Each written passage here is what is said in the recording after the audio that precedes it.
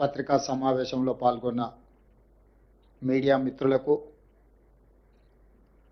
ప్రజాపాలన 2 సంవత్సరాలు పూర్తి చేసుకోబోతున్న సందర్భంలో మీకందరికీ ఈ ప్రభుత్వం సజావుగా నడవడానికి, ఈ ప్రభుత్వం సంక్షేమము అభివృద్ధి కార్యక్రమాలను ముందుకు తీసుకెళ్లడానికి సహకరించినందుకు మనస్ఫూర్తిగా తెలంగాణ రాష్ట్ర ముఖ్యమంత్రిగా మీకందరికీ కృతజ్ఞతలు తెలియజేస్తున్నా.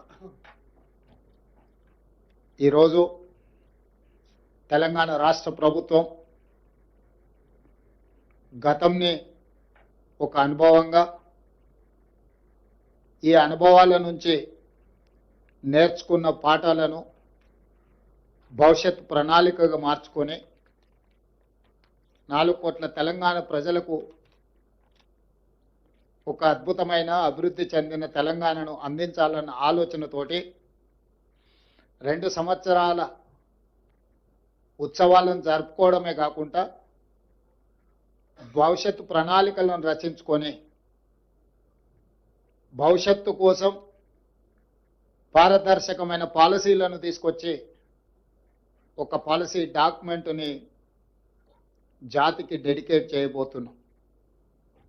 ఈ పాలసీ డాక్యుమెంట్ జాతికి అంకితం చేయడం ద్వారా ప్రపంచ దేశాలలో ఉన్న దిగ్గజ కంపెనీలను, సాంకేతిక నిపుణులను,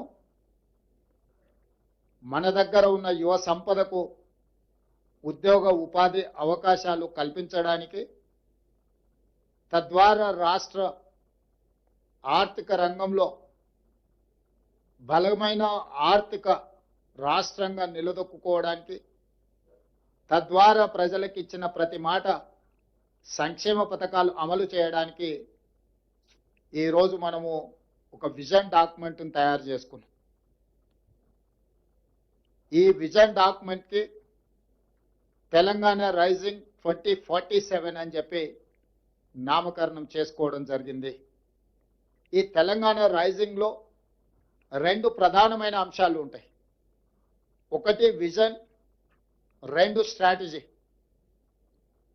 ప్రణాళికబద్ధమైన అభివృద్ధి సాధించాలంటే పారదర్శకమైన పాలసీలు ఉండాలి.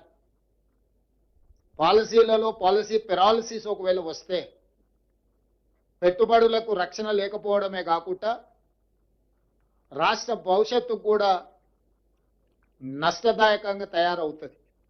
అందుకే ఈ విజన్ డాక్యుమెంట్ను